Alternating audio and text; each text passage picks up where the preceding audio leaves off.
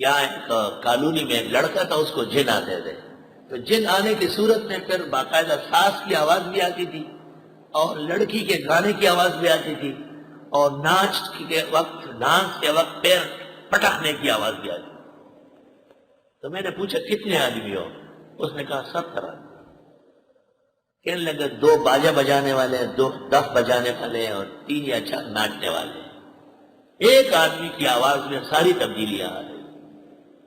میں بیمار کا ٹانگ ٹوٹ گئی تھی، میں اس زمانے میں تھوڑا بہت یہ کام کرتا تھا، اب تو بالکل ہی توبہ ہے، اور آپ کو بھی تاکید ہے کہ دور رہو اس کام سے۔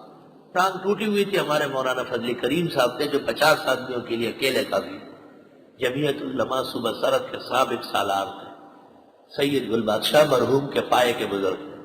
ان کو میں نے کہا اس کو خالی ہاتھ سے پکڑے، باقی میں ذمہ دار ہوں۔ انہوں نے ہاتھ سے ایسا پکڑا اور مولانا فضل کریم کے پسینے چھوڑ گئے۔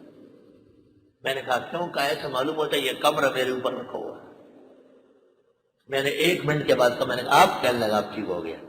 میں نے کہا کہ رشتہ داروں کو کہا قیامت تک دوبارہ یہ لوگ نہیں آئیں گے، اللہ کے فضل و کرم سے نہیں آئے۔